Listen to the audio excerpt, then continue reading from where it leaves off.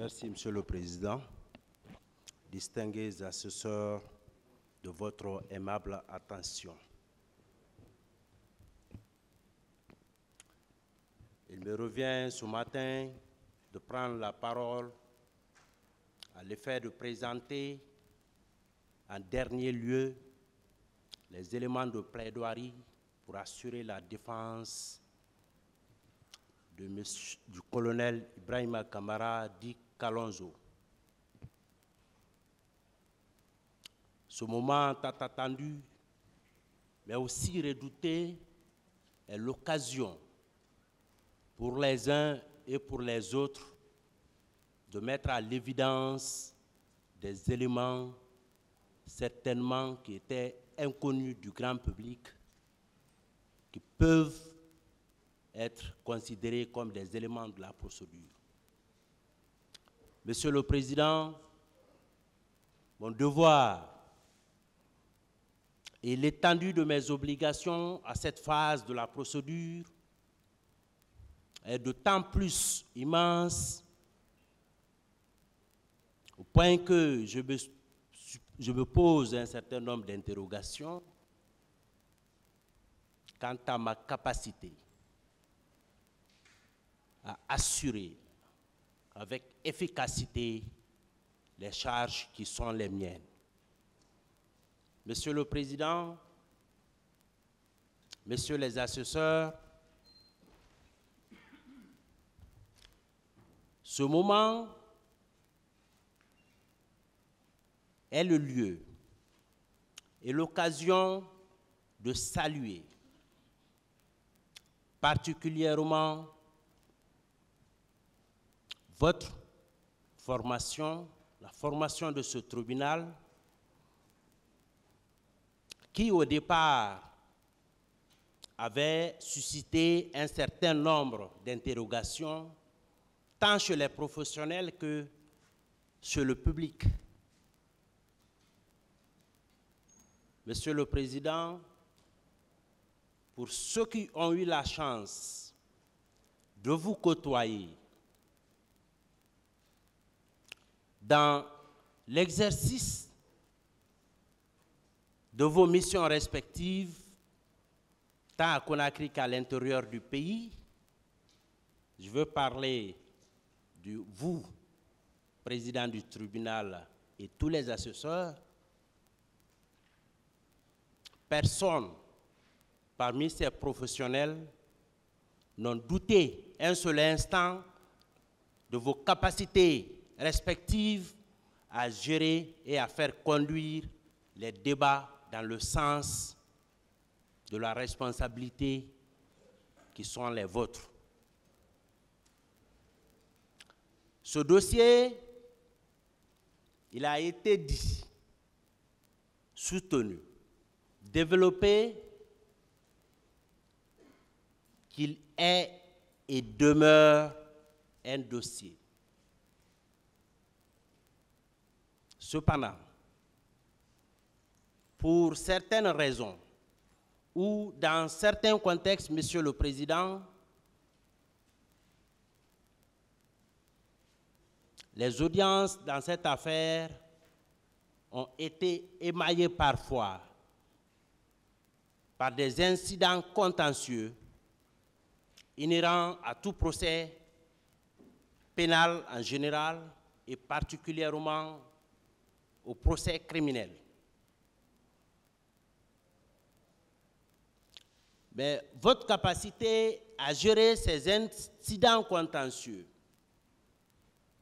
cumulés parfois avec des incidents d'audience, Monsieur le Président, ont permis aux uns et aux autres de voir ce jour tant attendu arriver.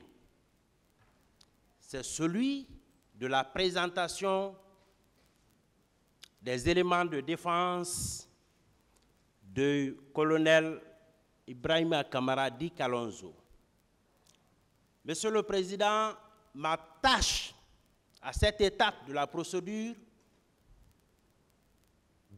pouvait être relativement facile si j'étais le premier intervenant. Mais étant donné que dans le dossier de la procédure, des éminents confrères m'ont précédé, qui ont eu l'éloquence, la pertinence de développer par devant vous les éléments objets de la poursuite.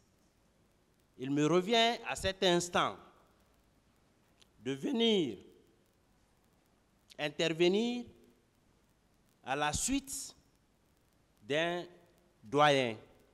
Il s'agit de Maître Salifou Béavogui, un doyen qui, il faut le saluer par son courage,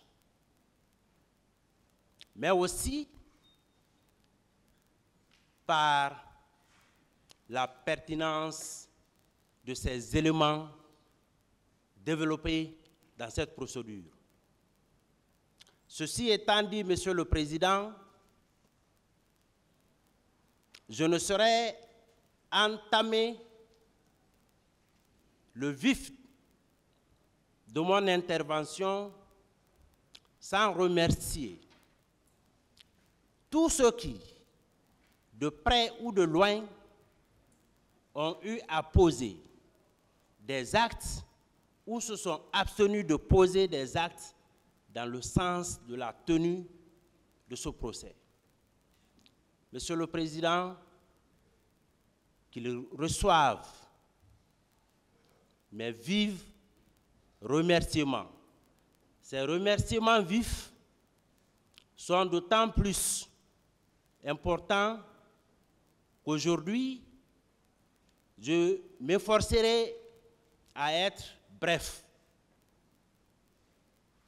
pour éviter, en ce qui concerne Monsieur le colonel Ibrahima Kamara Di Kalonzo, une répétition qui pourtant est constituée d'ailleurs l'une des caractéristiques du procès pénal.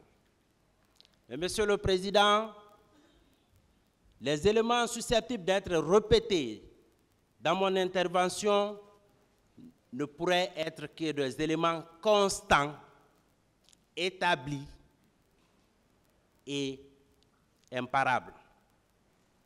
C'est pourquoi il vous souviendra que en 2008, décembre précisément, le 22 décembre, nous avons été endeuillés par le décès du général Lansana Conté.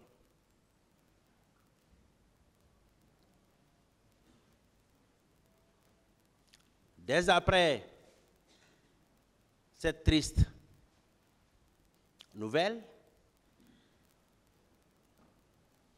le CNDD, à sa tête, le président Moussa Dadis Camara,